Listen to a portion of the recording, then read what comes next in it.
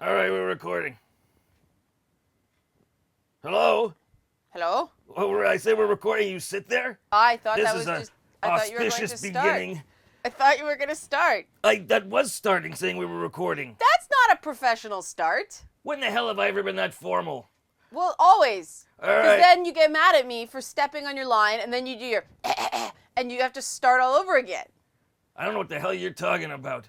It's like when you do your song lyrics so, and everybody's done with here it, we but are, you're not done. So you keep talking. See, when I try to take control of this, we're cross-talking. This is why I was waiting for you to begin. Well, if you didn't like the crosstalk, you could have stopped when I started talking. No. Yeah, because you're being trouble.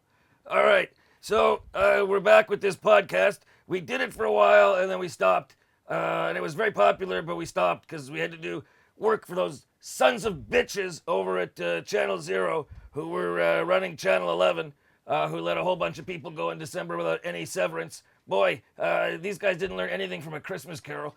And then we did this for a bit, and then we stopped a bit because there's some technical problems, and then we got busy again with other stuff, and now we're back doing this. And nobody really cares. They just want us to talk about stuff. So, by the way, I have a name for this. You know, we never had a name. Okay. I have a name for our podcast now. Right. It's called Number 3 Will Shock You. Numbers. Because No. all those lists online. You know, 10 actors who No. don't floss their teeth. Number 3 will shock you. No, Ed.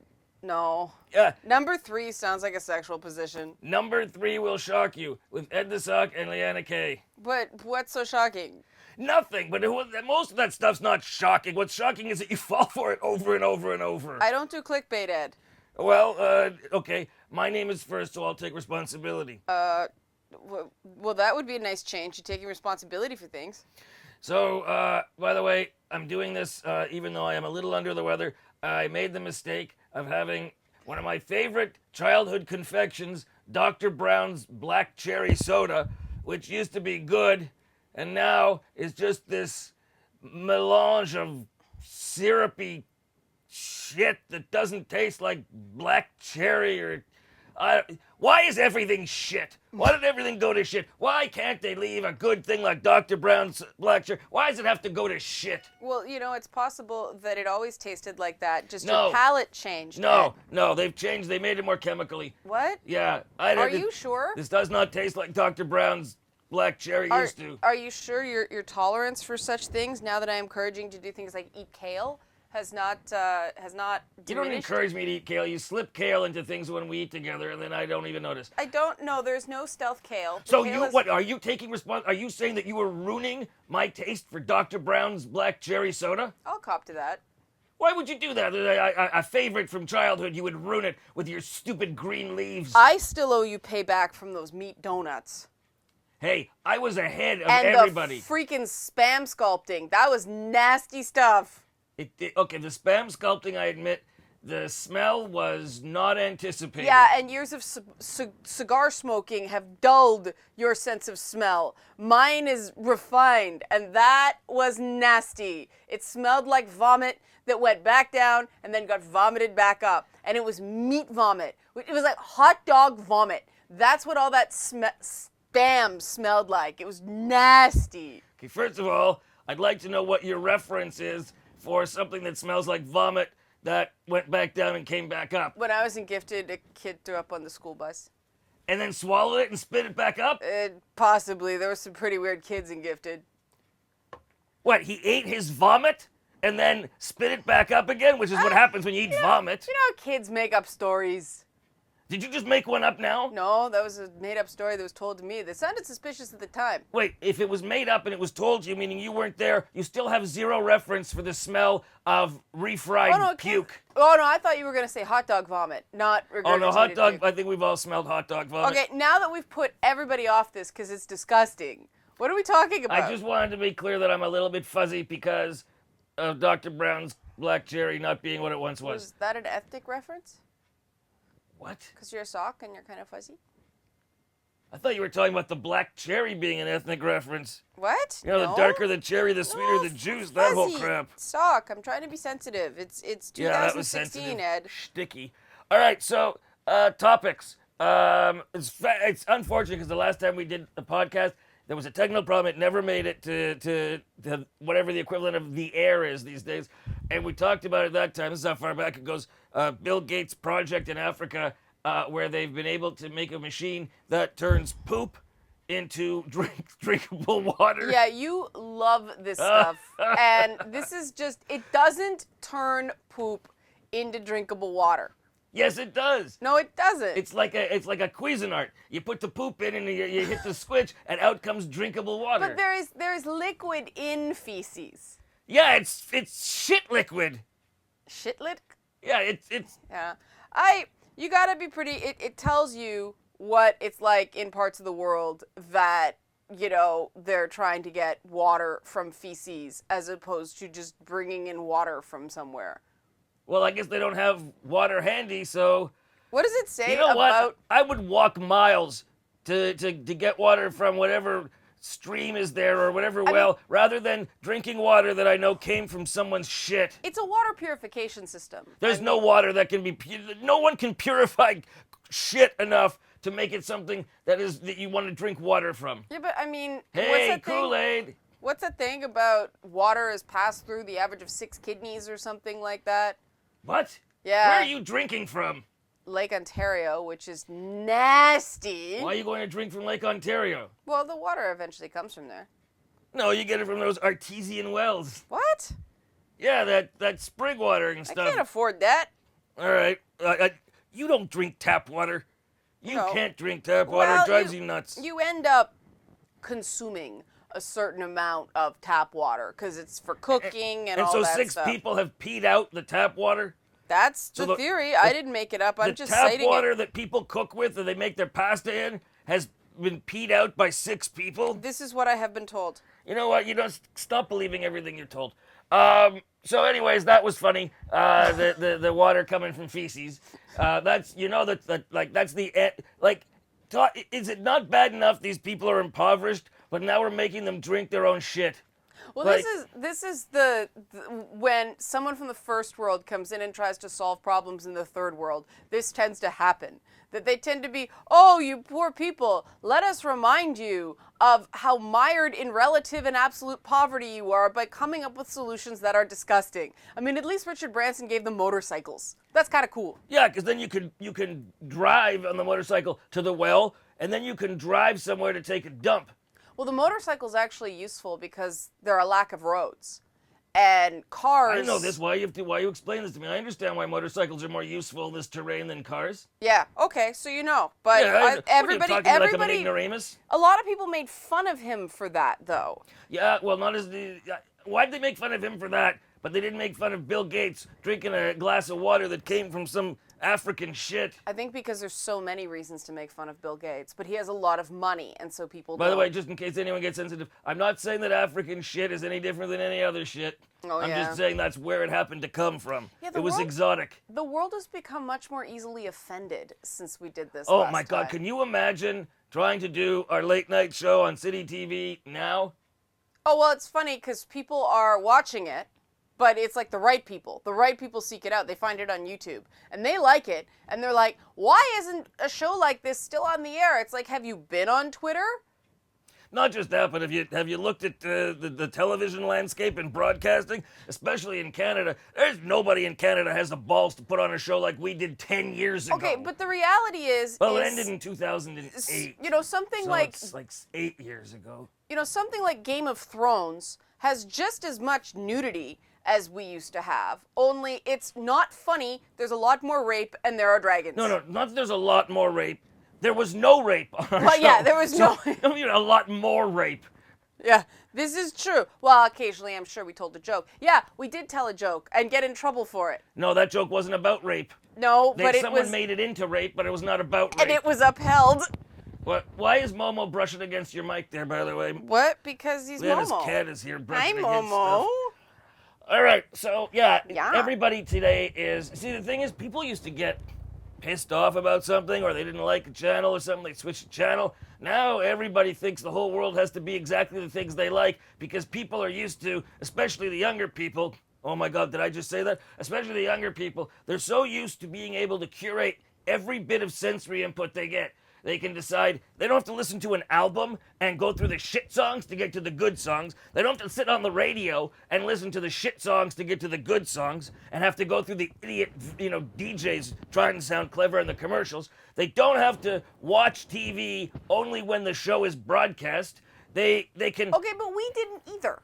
What are you talking about? We didn't either. You could record the show. Yes, but we could only watch it on a television. Right. Where the VHS or beta machine was. And you didn't have to listen to the crap songs on the album. You could do one of two things. You could fast forward through the crap song, or you could take one tape and record it onto another tape and only listen to the songs you want. But the difference here, Ed, yes, is that we realized that we have things like a high-functioning brain and opposable thumbs and can make choices and have agency in our world. And we don't need everything hand-delivered to us, bubble-wrapped exactly to our, not even just specifications, the things we don't know we need to be protected from. Well, yeah, because, when you did the things you talked about, it required us to do something. We understood we were making an effort because we were trying to circumvent the system. But we were not part of this. The system now says you can watch any television, sorry, it's not television anymore, it's content.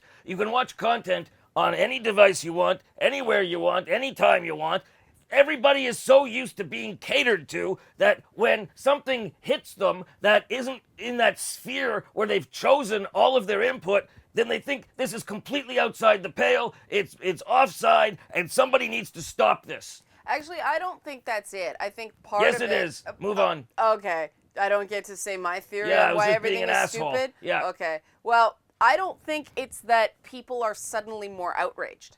I think it's that companies are catering to the outrage more because they're terrified of social media and millennials. I mean, every time I have to be in one of these, product business-like meetings, in other words, dealing with assholes so I can eat and feed Momo, it's always appealing to millennials. We have to get millennials. They know nothing about this demographic, and so they treat millennials like this weird sort of gremlin that is going to shatter into 1,000 pieces and melt if they're confronted with anything difficult. And the reality is we're not giving millennials the opportunity to do anything more than that. It's become a self-fulfilling prophecy. Well, the thing is, first of all, all these people say, you got to get millennials, but they have zero idea how to get millennials. The other thing about, advertisers and so on wanting to get millennials, they don't have any fucking money. Millennials have no fucking money. Okay, but it's not about that. It's about establishing brand loyalty. So there's no loyalty to brands when you can't fucking buy anything. Okay, well, they do buy some things, though. What? Just weird things. Things like mustache wax. Things like Mountain Dew. Well, that's not really millennials, that's gamers. Well, no, they are seen as interchangeable, only gamers are even more terrifying millennials in the eyes of advertisers. I don't know, I wouldn't cater to anything for millennials, not because there's anything wrong with the age group, but because we've screwed up the economy so goddamn bad that they don't have jobs. They can't go, they don't have disposable income to go out and buy stuff and buy brands. They gotta buy like no-name brands or shit from Value Village and Giant Tiger. There's no point targeting these people when you're not creating enough jobs for them to have any money in their pocket to buy anything. See, other than millennials having no money, I actually quite like programming for millennials. Oh, give me an example of programming for millennials. Well, the stuff I do, there's a lot of younger people that watch it because they like video games. And they have a low tolerance for BS. They want to know you're telling them the truth. So wait, is an entire generation that is me? Pretty much. I am the father of the millennial generation. Because, the ones that it's funny because some of them straddle both of these realms, but the millennials that aren't bubble wrapped and don't want everything catered to them, unfortunately believe that the only people who are being honest with them are the people who are mean to them. And that's because, they've spent years and years and years being told all the reasons their lives suck and it's their own fault, when it was really, the baby boomers that really screwed up the economy for various reasons and, creating a whole bunch of things they didn't know how to pay for. But I like appealing to millennials. I think it might be more that it just so happens that the stuff I do does well with millennials, but the sort of crowning achievement in marketing to millennials for me is those Mountain Dew ads with Puppy Monkey Baby. That is the apex for I you? love Puppy Monkey Baby? Puppy Monkey Baby freaks me out. Puppy Monkey Baby. See, the thing about Puppy Monkey Baby is, I think what freaks me out about it, two things.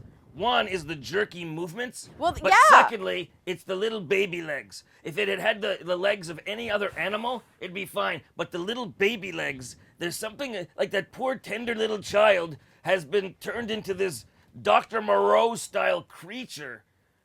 See, that's fine. That's like a survival horror game. I just think it's messed up and it is grotesque. And I'm glad to see, after too many years of too much gloss, like the Kardashians on everything, and some spokesmodel or some, dude look like a lady type like Ashton Kutcher. And that's not a shot at trans people. That's Here we go. Whoop, whoop, whoop, whoop. Yeah. Transphobia. Whoop, whoop, I'm talking about, that disheveled hair brushed in front of his face, the pouty lips, and like... Oh, that grungy looking slackery look? I mean, I think that people should be able to have any sort of fashion trend or identity they want. But if, dude can look like a lady, then dude should be able to look like a dude too. And unfortunately, Hollywood can only manage one idea at any given time. So if dudes look like dudes, then they can't look like ladies. And if dudes look like ladies, then they can't look like dudes at the same time. Why can't we have both? You gave me a headache. I told you I was having trouble following things because of that sugar coma, and then you go off on that. By the way, I do not believe that people can have any fashion trend they want. I do not want to see a fashion trend where guys are walking around with their balls hanging out.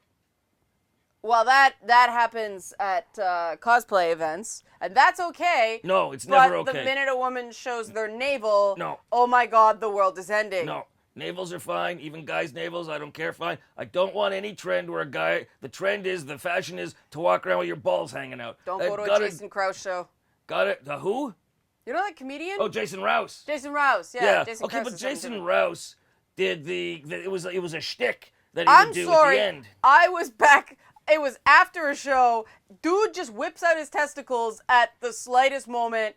I am still like... Do you want that to be a trend? You want to be walking down Queen Street with a bunch of guys with their bags hanging out? These sorts of things just stick with me because I would not be allowed to do it. If a woman just whips out her boob, oh my God, freak out, even when she's breastfeeding. But a comic can do that and be a shock comic and actually make money that way, whereas I'm just a dumb slut. It pisses me off. You see, the thing is that amongst many folks, a naked woman's breast is fabulous, but some guy's sack, not fabulous. Which makes it more okay?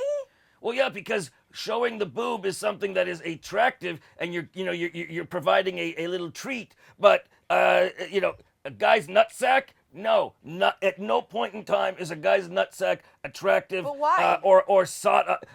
Wait, I shouldn't say that. There, perhaps our homosexual friends like looking at guys' nutsacks. I don't want to judge for them or say for sure. Or that guy in Persona who loves balls. What? See, people who played Persona. Is that game with the Japanese, the bad Japanese translation? Yeah, they do some odd. It's not the translation is bad. It's just that the references don't exactly translate somehow. Sometimes. This is a guy who's playing basketball, and he says he loves balls. Yeah, he's got his job is to care for the balls, but he loves balls. Well, good for him. Puppy Monkey Baby. Do you know what I think is that I like about Puppy Monkey Baby? Everything is that what I'm seeing is a satire of focus groups, because what are the three things that attract that people go for in advertising? Yep. Puppies, monkeys, and babies. So it's almost like monkeys, really? Oh yeah, people love monkeys. Really? Love monkeys. Okay. Until they throw shit in your face, people love monkeys. Yes. So Puppy Monkey Baby is like saying, here, we're making fun of focus groups with Puppy Monkey Baby. So I respect it on that level, and I respect it on the level that people remember it and they know the product that it's associated with Mountain Dew. It just freaks me out. Now, I know it's supposed to freak me out, so it's successful. Something about those little baby legs is just really disturbing in a brainstem kind of way. I just like the fact that, we get to see something terrifying on television that isn't an episode of Girls. Oh. Remember what I said about women whipping their boobs out? Yeah. Being attractive? Not always. Well, when it's happening all the time on television, because that's not the same as somebody doing it in person, though. Although there's all these haters online of mine. I have a lot of haters, and they come from different streams. But these people who insist that if I just whipped my boobs out and wasn't actually earning any sort of income or revenue or career building thing, that would be okay. But the minute I want to be compensated for work or art, that makes it bad. Hold on, I'm trying to follow this. Yeah. They're saying that if you were to whip out your boobs just because you wanted to have your boobs out, Right. then, and it wasn't for any form of commerce or benefit Right. online Right. or attention online, that would be okay. In what universe would a pair of spectacular boobs being whipped out not increase traffic or potential commerce? Well, no, because someone else is allowed to take a picture of a whipped out boob and make money off of that. But the boob whipper outer isn't allowed to benefit financially from it, because then that's wrong. Wait, the photographer of the boob, let's Yeah. say boobs, because I don't understand why someone would take a picture of one. The photographer of the boobs is okay. The owner of the boobs, not okay. Right. Why? I don't know. Because the photographer's just capturing what's there, but the person with the boobs is a show-off? Okay, let me give some background for this. I don't know, I'm enjoying it without the background Okay, so far. I did a thing where there was a gaming conference that just passed called PAX East. Okay. And a gaming website to say, hey, PAX East is on, ran this tweet with a picture. Apparently it wasn't even taken at PAX East. It was taken at somewhere in Los Angeles. But it was a bunch of dudes pretty much in their underwear and accessories. The underwear didn't fit very well, and the one dude was very close to a wardrobe malfunction like we were speaking about earlier. They were dressed like video game characters that are mostly naked. Yeah, they weren't but just they- out there in their underwear. No, they were wearing underwear instead of proper, like, trunks. These weren't wrestling trunks. These were tighty-whities that weren't so tight. Right, and this was part of their lousy cosplay, their humorous cosplay. Yes, humorous. This is the thing. It is taken as humorous, even though they're pretty much naked. Like, their chests were totally bare. Okay, their if people legs are were listening, totally bare. what should they type into their browsers to get a look at this picture? Well, you can go to my website, lianakirsner.com. It's there. All right, find it there. But then I pointed out that, God, only a few years ago, a cosplayer, very good cosplayer by the name of Jessica Negri, was tossed out of the exact same family of conventions, PAX, for aggressive navel. Basically, they decided she was... Is that like Angry Orange? Yes. Basically, they decided she was showing too much skin, and it made them feel funny, and they didn't know exactly why they were upset, but possibly because it made stirrings below the waist. But I said, this is discriminatory. This is treating female nudity different from male nudity, considering she was showing less than they were, and we're told to change. I guess it's because when something is likely to spur a salacious or hormonal or horny reaction, Right. it's something you have to contain. When it's a bunch of dudes who aren't and they're just, it's mostly put the clothes back on dudes, that's not the same. I have to ask you though, that picture that I saw, that picture, you showed me the guys, they were outside, right? Yes. Did they go inside? Dressed That's- like that? That is the assumption. Because Jessica Negri couldn't have been thrown out of something if she was outside. Okay. She would have to have gone inside, these correct? would all be valid arguments, but these were not what angry people on the internet argued. They argued that the problem was that she was a booth babe who was paid to be there, and therefore that's bad. So she's using her sexuality To to get her paid, to and her quite benefit. well, thank Yeah. you very much, and we struggle with the blinking gender compensation gap, and people are saying she shouldn't make money for being attractive. That's nonsense. You know what? Anybody who's attractive knows it ain't that easy. And nobody looks like that without a ton of work. Yeah, is and the thing. it's work, okay? Yeah. It's effort, it's work. I don't know why people assume that that skill, you know, if you're born with good bone structure or body structure or whatever, and you want to make money on it, I don't see what the hell the problem is. Guys do that while they're boxing. They're mostly naked. I don't understand why people see it as if it's like not a skill to know how to make yourself up to heighten those qualities of yours that will make people wish to look at you. See, I think that the problem is it's overvalued in women, and that's legitimate. But again, that wasn't the argument that these people were making, right? It was that, oh no, she was getting paid for it, therefore it's bad. I don't get that. I think if a woman wants to make money on her looks, she should go ahead. You only have a limited amount of time to do that. That window is smaller than like a baseball or football player's window. But the problem is that brands you forever. And I mean, this is something that I'm struggling with right now. Every freaking hater who does a Google search on me is like, you get your tits out for a living, you're not a real Your blank. tits were never out. Well, there was that 4 frames on that DVD when the chainmail bikini Which nobody broke. can see. But it's pixelated. It you was an accident. You don't even have to actually do the thing. If you're not in a burqa, this is something they can use against you. Or the other thing is, oh, she's getting fat or she's getting old. Guess what? People age. And it's so ridiculous. Yeah, and this is coming from people who aren't getting fat. They are fat, and they're disgusting with their Cheetos-stained fingers and their T-shirts that don't quite fit and smell like laundry that's been sitting in the washer too long before they put it in the dryer. The thing is that these comments on women's looks come from these people who are themselves disgusting slugs. They look like Mojo from the Long Shot comic series. They're going back a bit there. The Yeah, 90s. they're people who gave up trying.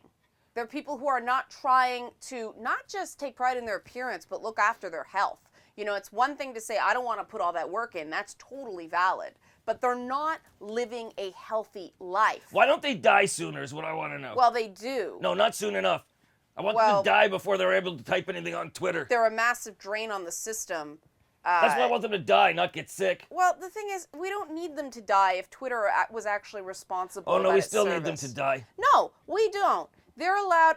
Okay, I need them to die. If they want to go off on their locked off message boards and puke out bile and hate in a place where nobody else can see it because it's not listed on search engines or anything like that, if they want to, it's a practice called shit posting, right? If you want to just spew nonsense, yes, shitus postus. Okay.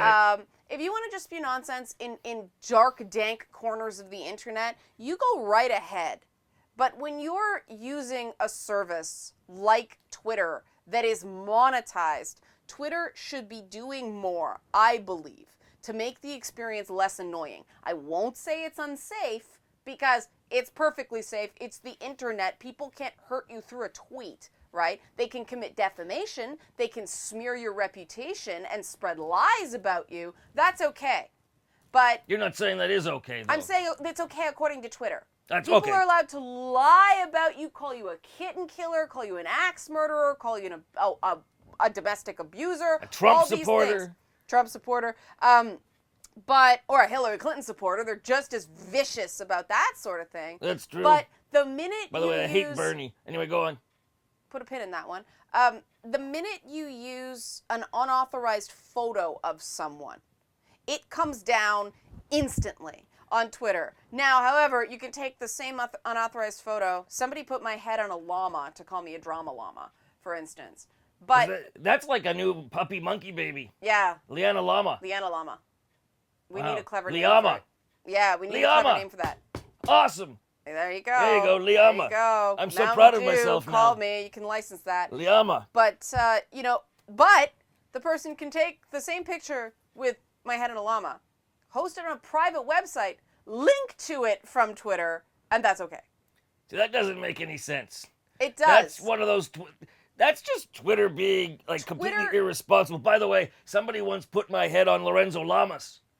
So it's a very similar thing. That's odd. Yeah. I would like to see an Ed head on a naked Frank Cho sketch right now, but that's a reference. People who get are laughing. People who don't. Oh, my buddy Frank. But Twitter isn't actually interested in making the user experience better. Twitter is interested in its stock price and plausible deniability. Well, the thing with the photographs is it's a clear-cut case of copyright infringement. The case of somebody saying something about you that isn't accurate, well, that's the kind of thing that has to go to civil courts. And most people don't have... And how do you sue someone you can't find? Yeah, I don't know. That's when it's a good time to know somebody who's a detective and a biker. The bikers will be more useful. No, the detective part tracks the person down. The biker whacks them. See, the thing is, you can't find a lot of these people. Detective bikers? No, I just thought of a really cool series. That'd be a great series. Detective Biker. I'm sure they exist. Detective bikers? Yeah. I don't think detective bikers exist anywhere. You ever heard of a detective biker agency? Well, that's why they're a good detective. You haven't heard of them. No, that's a ninja biker, which makes no sense. Ninja biker detective. No, you That's can't like be- Puppy Monkey Baby. No, Ninja biker detective. You can't be a ninja and a biker because bikers ride these big noisy bikes. That's what makes them bikers. And a ninja is supposed to be quiet and you can't see them. How Maybe can it's you an be electric bike. If you don't No hear the noise. bike, then you're not a biker. That's not true. Yeah, the bike's got to be loud. That's part of what makes you a biker. Well, no, that's one type of bike. You're talking about like the cruiser bikes. What are you the talking big- about? The crotch rockets? Those Well, aren't bikers. You don't call them that. But yeah, the performance bikes, because that noise means you're not getting the maximum power out of the engine. It's basically a little tiny explosion. It's not tuned properly. What? Okay. So what are we talking about? Twitter? Well, you said you don't like Bernie Sanders. Well, but Let's go Twitter, there. here's the thing. Twitter doesn't really care about people's experience online. They don't care about their experience on Twitter. Twitter What they only cares about money. Yeah, which they're not making. And 'cause but that's there's why. no value proposition But there. that's why they're not making money. They're not making money because they only care about money. They don't care about making a good product that people enjoy using. Well, the product is the use of the product is fine. The policing of the product isn't. And like I did a video a little while ago about how, and it pissed people off, saying you have no free speech rights on the internet. You go to a place like Twitter, you have no free speech rights. The problem is Twitter likes to fly the flag about free speech, and they dodge responsibility for all the horrible, foul things that happen to them. But I think you should be able to sue Twitter if they allow defamation to be spread over its service, because you can fine Twitter, and Twitter has money. So if they're letting people be anonymous little turds and spread nonsense about you, you should be able to sue Twitter. It would stop instantly. You know what? There is a precedent. Because if a guest on Canada AM slanders somebody, the person who was slandered can sue CTV, Yep. Canada AM, Was CBS get massively fined for Janet Jackson whipping out her boob? Yes. Yeah. Yeah. So the broadcast, the carrier, the broadcaster, which in this case is Twitter, in an environment that is governed by an FCC or a CRTC, they are held responsible for what goes on their broadcast signal. But you don't have any of those things on the internet, which in many ways is a good thing. But it also lets these broadcasters, which is Twitter's a broadcaster, it allows them to not have to be responsible for the things that broadcasters like television and radio broadcasters are responsible for. So you get assholes out there, and Twitter has the right to go in and stop any kind of speech they want. Because you do a little check thing that says you accept the terms of service when you join Twitter. You're joining Twitter, which means you're going into something that is private property, and you have to accept the rules. Same way, if you want to walk into an East Side Mario's, you can't have your bag hanging out, right? Because there are certain rules. Right. It's not about you can't claim free expression when your bag's hanging out at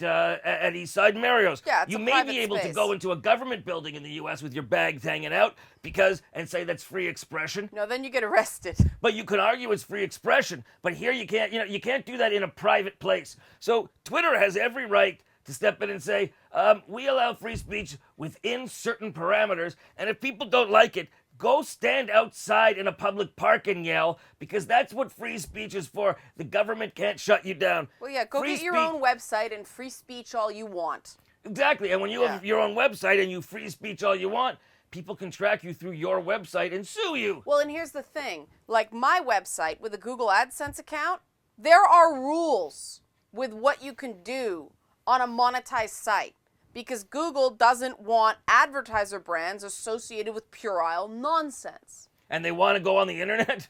Well, this is the problem, is advertisers are leaving certain corners of the internet because it's not effective.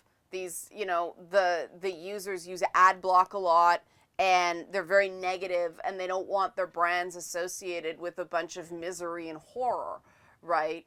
And people in these communities are really, it's a a circling the bowl phenomenon on the internet where trolls get in somewhere, and by trolls I don't mean angry people. I mean people who are not emotionally invested in any outcome. They just want to cause as much trouble as they possibly can. Like that guy at Harold and Kumar in the drive-thru, just gonna burn it all down, baby. No, see, those people are emotionally invested. Oh. I'm talking about a guy, you know that person is, do you know what they're saying about you? And then they go to that other person after they've had a cool conversation with the other person. Do you know what they're saying about you? They're causing trouble on both sides. They're known as shit disturbers. Yeah. Why is a phone ringing? Who the hell's calling this late?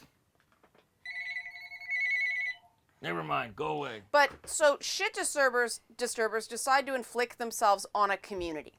That community then gets labeled shit disturbers. So they attract more shit disturbers. Why doesn't that community throw out the shit? Now, listen, disclaimer here. I got nothing against shit disturbers when they're responsible shit disturbers, because that would be major hypocrisy. Yeah. But we're not talking so much about shit disturbers as we're talking about assholes. The community can't. Why don't you have a bit of an asshole too? The community can't throw someone out. The community owner is the only people, or the administrator is the only person who's really empowered to throw somebody out. So in the case of, say, talking about video games on Twitter, gamers have this really bad reputation because it's like, oh, gamers hate women and they're abusive and they harass and all that stuff. It's not, Twitter's bad for letting it happen. There's these people, we have no way of validating who they are or whether they are who they say they are. We're taking this shit-disturbing asshole at their word that they're a heavy consumer of video games and not just some troll pretending to be a heavy consumer of video games. And so there's this narrative now that gamers are horrible, despicable human beings that hate everything and everyone, and so advertisers don't want to target gamers. When in fact, what I've seen is that people who play video games are actually quite shy. They don't understand why any of this is happening to them. They're very hurt and scared. So yes, like any bullied people, there's this strong emotional outburst from time to time, but they're not the driver of the nastiness. These are people who are just trying to stir stuff. And, you know, Twitter is allowing this entire group of people who use a harmless hobby to be branded as horrible monsters. Twitter's the one that is allowing all this behavior to happen. I find that people who, services like Twitter that fall back on free speech are, there's that old saying that patriotism is the last refuge of scoundrels. Yeah. Well, free speech is the first refuge of scoundrels. Instead of, the truth is that they don't want to have to spend the money on Twitter to go through and have enough people there to be able to answer the complaints, investigate the complaints. They don't want to go to the expense. So instead, they wrap themselves in a flag and say it's about free speech. It's not about free speech. It's about saving costs. What they're offering is not actually free speech because there's certain things that do get taken down. Twitter is deciding for themselves where the line is. Which they're allowed to do, but they need to make that line stop at persistent slander and harassment. But Spider-Man principle applies as well. With great power comes great responsibility. If Twitter it has the power to determine what goes on their service and what doesn't, and whether people are allowed to engage anonymously or not, they should ultimately be the accountable party when something goes wrong. To paraphrase Billy Joel, we all have a face that we hide away from Twitter. And you know what? A lot of people just take the anonymity out of Twitter. I'm just saying, I got no response at all. That's because you ignored me on other things earlier, and revenge is a dish best served often. I don't know what you're saying. Yeah. Anyway, go on. But, people are like, well, just make it not anonymous, make you not allowed to do things on Twitter. The problem is employers are stupid. They spy on their employees. People in certain businesses have no private life. Everything they say in a public forum can get them fired. And so I think they should be able to have a pseudonym that they can go and just be a person, not be a corporate stooge, not be a tentacle of a multinational corporation, just be a person. So I see the value of Twitter anonymity in that way. The thing is, just because you're anonymous on Twitter doesn't mean you have to be anonymous to Twitter. There's the rub. Yeah. So I don't think it should be like Facebook where you was have to use Shakespeare. your real name. Right. See, the thing I don't like about Facebook is I understand Facebook says that they don't want people that are showing up as anonymous and they don't want people making up fake IDs. I understand that. However, they at one point relented with drag queens and said that, if somebody has a persistent persona, it's not someone who's just making up a name to be an anonymous asshole. They wouldn't let me use Liana K. Well, they won't even let me be there. Okay? Well, yeah, because they have dehumanized you, Ed. Yeah, They do not treat you like a person. Twice, Facebook has nuked my personal page. But this has nothing to do with safety. This has everything to do with money. They don't want people having multiple accounts because it makes their advertising less valuable. Well, there's a case where I understand some personas on Facebook but it should be, like these drag queens argue, they go by these names professionally. Right. They shouldn't have to put up their real names and stuff. It imperils them and so on. And it's also not who they are. That these persistent characters should be allowed to exist as long as there's some kind of, it's like going to change your name. You have to prove that you've used that name for 5 years or something like that. Yeah. There should be some method of vetting where you say, look, this is a professional name and I use this name and that should be allowable because that's not someone who's just being anonymous. Right. To cause trouble. It's that's somebody who has, That's a persona, and that's different. Like Soupy Sales could probably have his own Facebook page, but his legal name's not Soupy Sales, but I'm sure they wouldn't stop him from having Soupy. Why did I think of Soupy Sales of all people? They would stop him though, Why? because that brand has value, therefore they want to put them on a page which is monetized. They want to suck money out of these professional pseudonyms. That's why they're doing it. I don't know how many people would go to a Soupy Sales page. Well, some people will go to anything. I loved Soupy Sales on game shows, panel game shows in the 70s with Nipsey Russell and Charles Nelson Riley. So that was a Charles Nelson you Riley. go to a Soupy Sales page? See, but I do have a page. I have a fan page. I hate the term that. People who like what work I do, I don't consider them fans. They're not a bunch of people screaming for Davy Jones and the Monkees. Well, the They're other people problem who is appreciate the discourse. They're not screaming teenagers. But the problem with these fan pages is I used to be able to get alerts as to the people who were my friends on Facebook, and I could send them birthday messages. Yeah. I can no longer send birthday messages to people who like me on Facebook because I don't know when their birthdays are.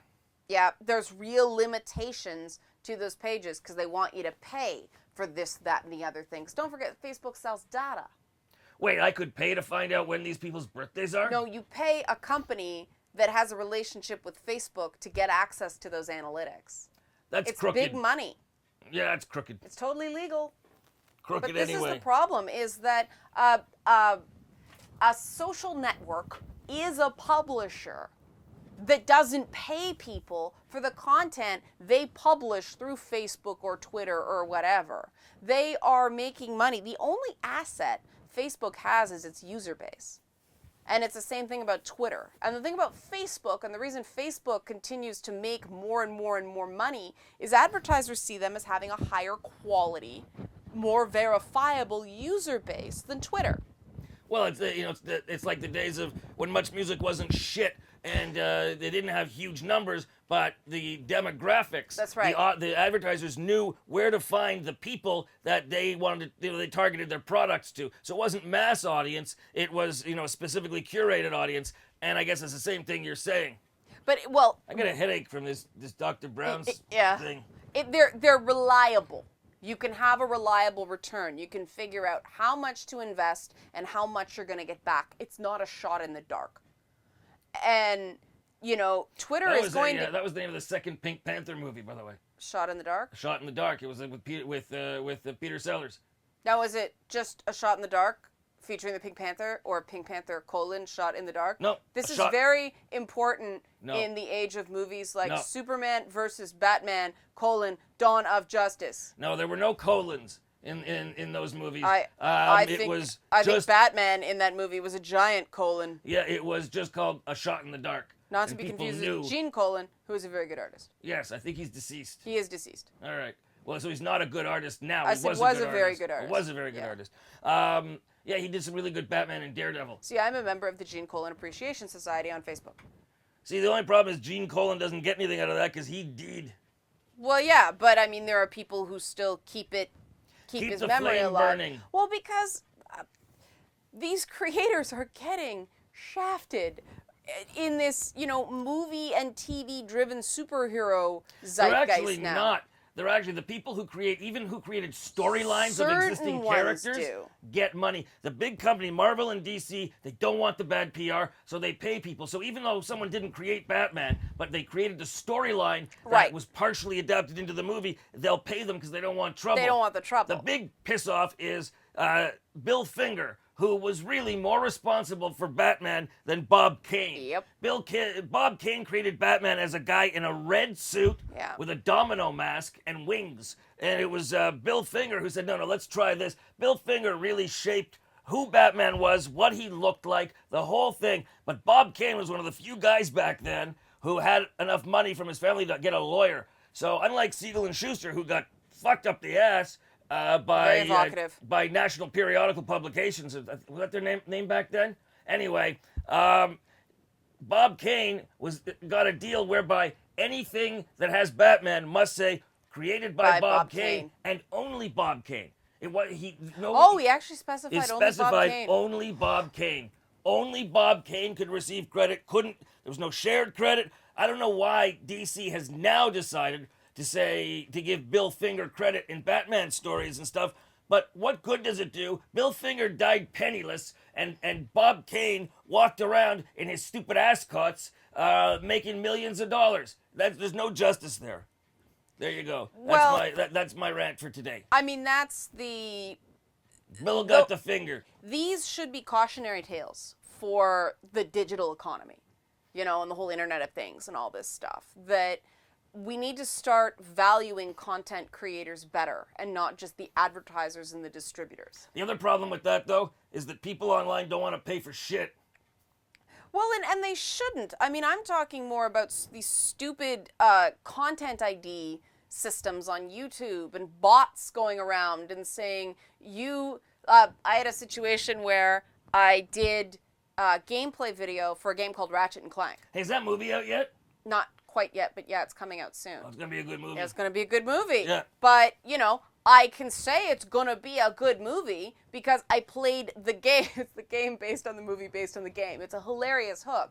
But they actually put scenes from the movie into the game. So I have seen pieces of the movie and I can say with certainty that they are excellent. Now, Universal Pictures decided I did not have the right to monetize that content, even though Sony gave me the game knowing what I was going to do with it. And I had to retroactively dispute that.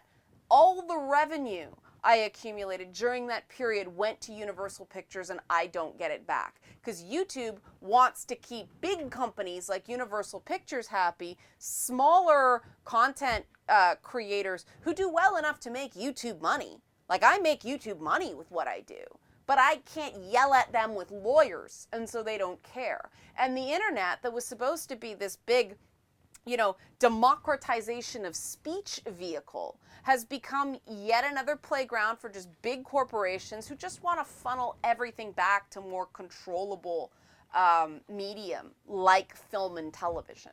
Well, they haven't quite got the grasp on it like they did, they got the public airwaves. By the way, I think I'm running out of gas here. I think I'm accumulating gas because I ate cucumbers earlier.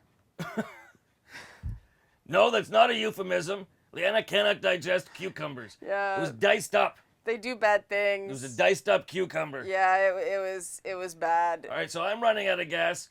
You're accumulating gas. Yeah. You want some of mine? I want to have the energy to get away from you before the accumulated gas comes out. Yeah, exactly. So there's much more to talk about, but we will continue to talk about it week to week. I'm really, don't have Dr. Brown's black cherry soda if you have the least bit of sensitivity to sugars.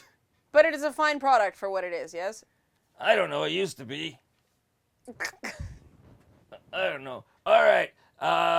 Boylan's. Boylan's Black Cherry is a good product. Okay, but that's a different sugar.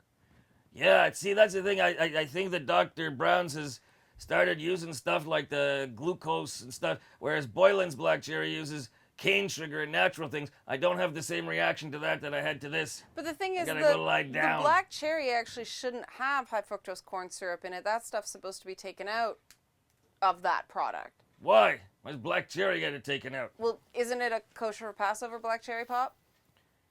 Here, there's an instruction.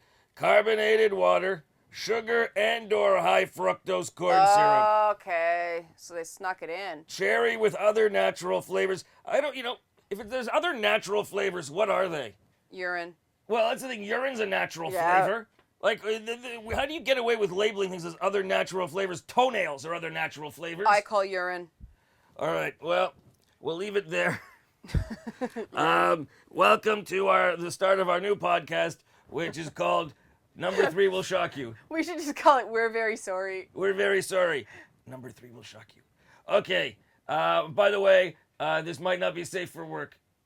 Now you say it! Well, You gotta put it in the tags, Ed. just occurred to me now.